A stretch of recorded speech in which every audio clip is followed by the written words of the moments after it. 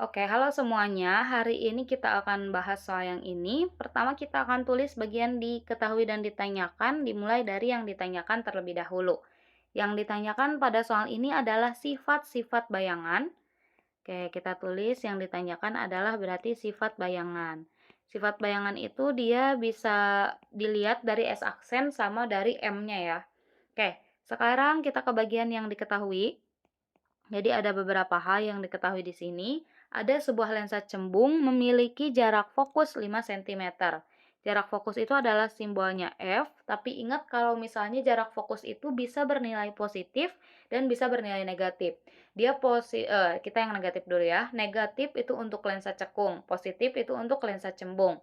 Nah, kalau misalnya di cermin itu kebalikannya, berarti negatif itu untuk cermin cembung dan positif itu untuk cermin cekung, kayak gitu ya. Karena di sini lensa cembung, berarti jarak fokusnya bernilai positif, yaitu 5 cm. Di depan lensa tersebut ditempatkan sebuah benda yang tingginya adalah 2 cm. Oke, berarti ini tinggi benda nih, yaitu H sama dengan 2 cm. Pada jarak, oke, di sini ada jarak bendanya 12 cm. Berarti itu adalah S. 12 cm dari lensa. Tentukan sifat-sifat bayangan. Oke, seperti yang udah dibilangin tadi ya, kalau sifat bayangan itu bisa ditentukan dari S aksen dan dari perbesaran. Kita mulai cari satu-satu dari S aksen terlebih dahulu. Oke, jadi langkah pertama nih, kita cari S aksen. S aksen, oh jangan warna hijau deh ya. Hijau udah kita pakai nih. Kita pakai warna biru deh ya. Pertama kita cari S aksen dulu. S aksen itu adalah jarak dari bayangan ke lensa. Oke, rumusnya bisa pakai 1/F sama dengan 1/S ditambah 1/S aksen. Kita masukin nilai-nilainya. F-nya adalah 5, terus S-nya adalah 12, ditambah 1/S aksen. Nah, kalau mau nyari berapa besar S aksennya, berarti kan 1/12-nya harus kita pisahin dulu nih dari 1/S aksen. Berarti bisa pindahin ya ke ruas sebelah kiri. Jadi 1/5 ditambah dengan, dikurangi ya. Dikurangi 1/12. Kenapa jadi negatif? Karena asalnya positif di ruas kanan. Sama dengan 1/S aksen. Nah, 12 sama 5 kita bisa samain dulu penyebutnya. Palingan yang mendekati kita tinggal kaliin aja ya. 12 kali 5 adalah 60. 60 bagi 5 adalah 12. 60 dibagi 12 adalah 5. Jadi 12 kurangi 5. Hasilnya sama dengan 1/S aksen, kita tulis ulang dulu. Nah, 12 dikurangi 5 adalah 7. Jadi 7/60 sama dengan 1/S aksen. Kalau kita pengen tahu S aksennya, berarti boleh nih kita kali silang. Jadi ini kita kalikan ke sini, ini kita kalikan ke sini.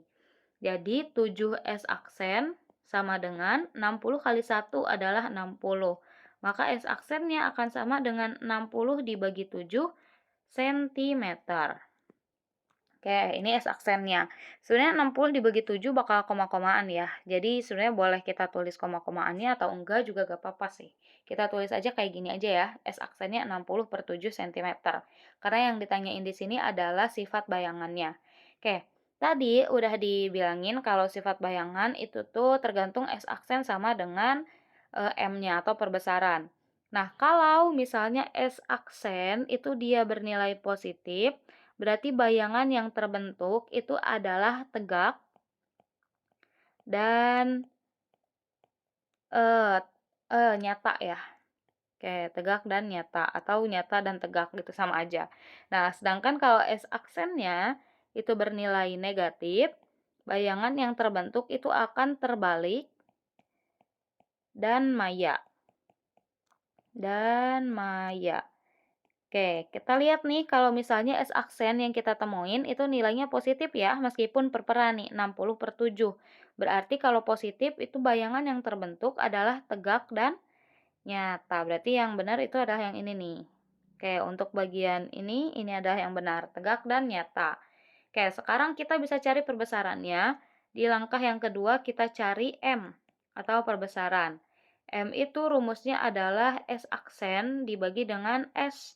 Berarti M sama dengan S aksennya tadi 60/7.